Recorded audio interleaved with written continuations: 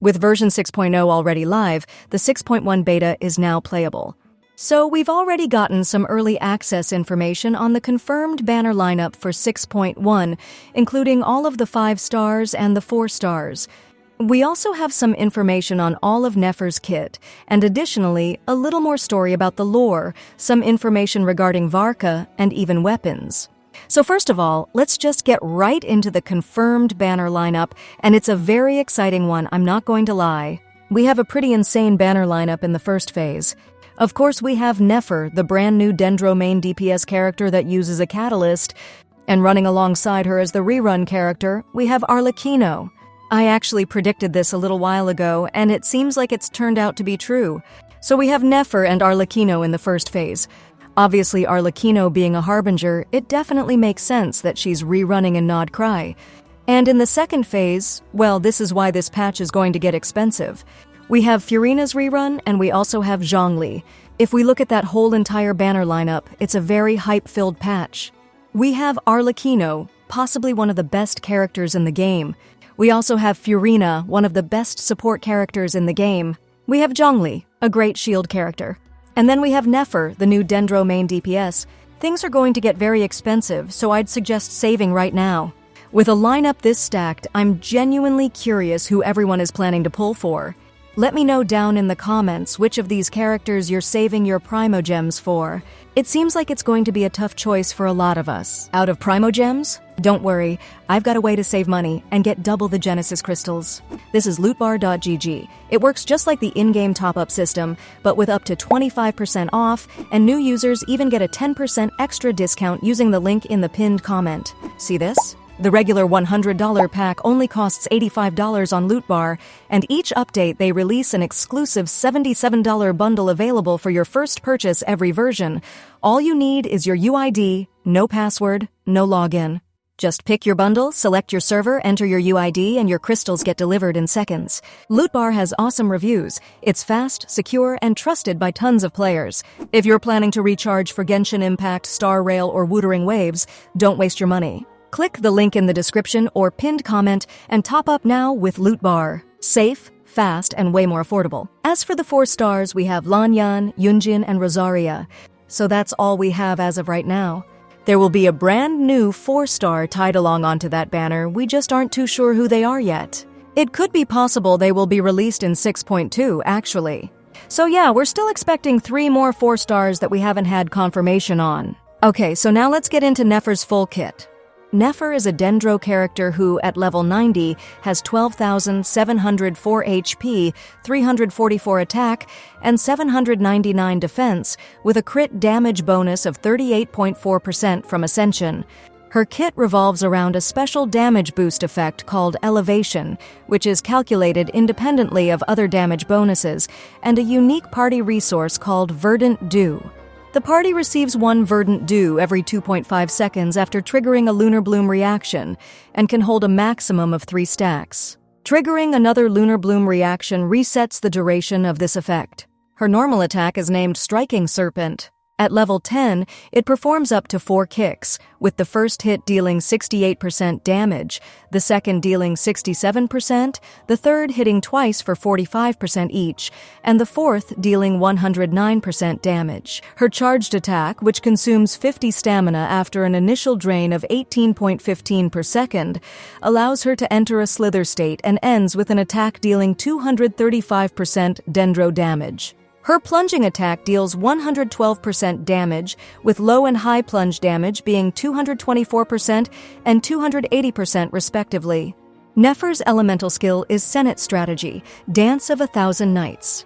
It allows Nefer to charge forward, dealing AoE Dendro damage equal to 137% of her attack, plus 274% of her elemental mastery at level 10. Upon use, she enters the Shadow Dance state for 9 seconds. This skill has 2 initial usages and a 9-second cooldown. While in the Shadow Dance state, if the party has at least 1 Verdant Dew, her charged attacks are replaced. The special charged attack available during Shadow Dance is called Phantasm Performance. This attack can be unleashed 3 times before the state ends. It summons a shade of Nefer to perform coordinated attacks. At level 10, Nefer herself deals 2 stages of damage, hitting for 44% ATK plus 88% EM, and then 57% ATK plus 115% EM.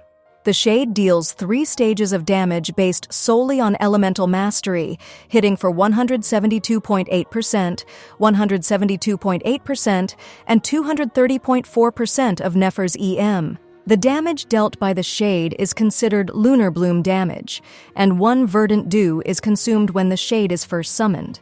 Her elemental burst is Sacred Vow, True Eyes Phantasm. This ability costs 60 energy, has a 15-second cooldown, and deals 2 instances of large AoE Dendro damage. At level 10, the first hit deals 404% ATK plus 808% EM, and the second hit deals 606% ATK plus 1,213% EM. When unleashed, Nefer consumes all stacks of Veil of Falsehood to increase the burst's damage by 40.0% for each stack consumed.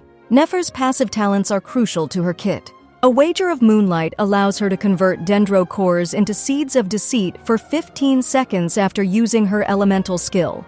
When she absorbs these seeds with a charged attack or phantasm performance, she gains stacks of Veil of Falsehood. Each stack increases her phantasm performance damage by 10.0%, lasts for 9 seconds, and she can initially hold a maximum of 3 stacks.